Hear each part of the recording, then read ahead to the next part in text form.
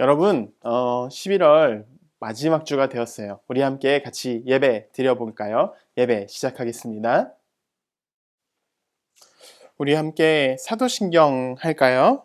나는 하나님이 세상을 만드신 것을 믿습니다.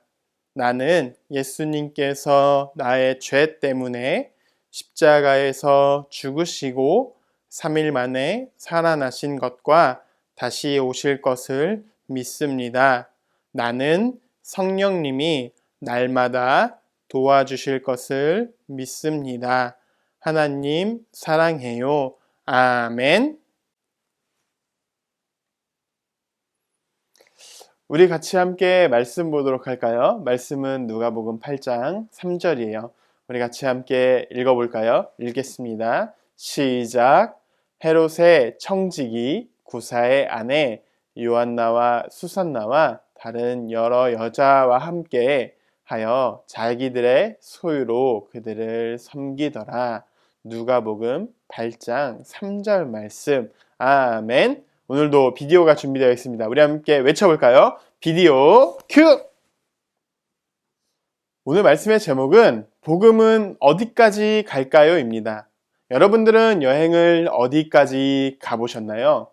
가까운 서해 바다, 아니면 조금 더 먼 동해 바다, 아니면 더 먼 해외를 가보셨나요?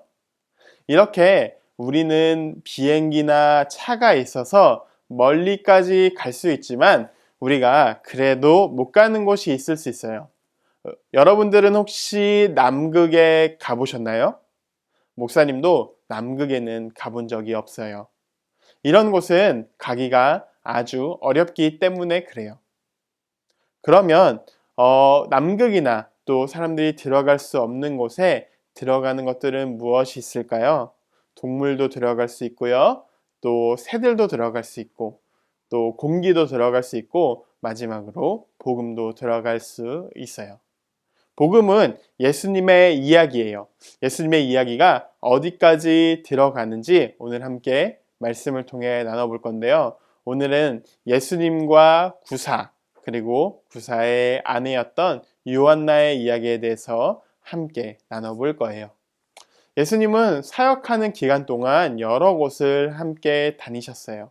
그리고 예수님의 중요한 사역 중 하나였던 여러 사람들을 고치시고 또 여러 사람들을 먹이셨어요.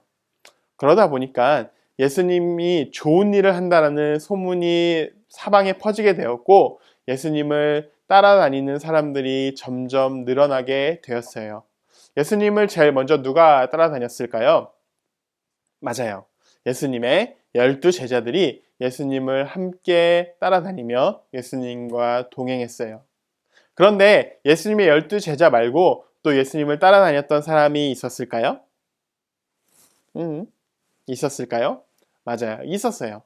예수님을 따라다니던 사람들은 12 제자뿐만 아니라 수많은 제자들이 따라다녔는데요. 그 중에는 여자들도 있었고 남자들도 있었어요. 특히 병을 고침 받은 사람은 예수님을 많이 따라다녔어요.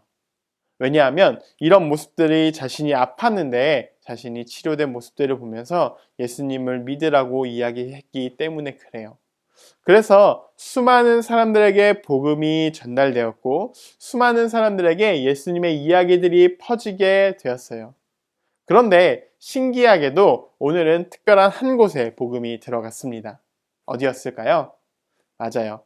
헤롯의 신하, 구사가 있는 이런 가정에도 복음이 들어갔던 거예요. 여러분, 이게 굉장히 일반적인 일이라고 생각이 되나요? 왜냐하면 사람들에게 복음이 누구나 전달될 수 있기 때문에 일반적이라고 생각이 들 수는 있지만 일반적이지 않아요. 왜냐하면 그 남편이었던 구사가 바로 헤롯 궁전에서 일하는 헤롯의 아주 신복이었기 때문에 그래요. 헤롯이 일을 시킬 때 구사 일로와! 이렇게 하고 일을 시키기도 했고 또 구사에게 많은 것들을 베풀었어요. 아주 중직을 맡겼던 거예요.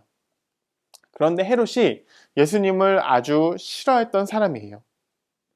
그리고 자신의 신하가 예수님을 믿는 것을 좋아하지도 않았겠죠. 당시 왕이 살던 궁전은 경비가 아주 삼엄했고 또 사람들이 함부로 들어 다닐 수 없었어요. 그럼에도 불구하고 이 예수님을 따라다니면서 예수님께 많은 지원을 했던 이 요한나의 남편이었던 구사가 예수님을 알게 되었을 거예요. 왜냐하면 요한나가 예수님을 따라다니면서 예수님에게 먹을 것도 주고 또 잘 곳도 주고 또 여러 어려움들이 있을 때마다 그런 것들을 함께 지원해 주었기 때문에 구사 역시도 예수님을 잘 알고 있었을 거예요. 그런데 구사가 어디에 있었다고 했죠? 일하는 데가 어디라고 했죠? 맞아요. 헤롯 궁전에서 일을 하고 있었어요.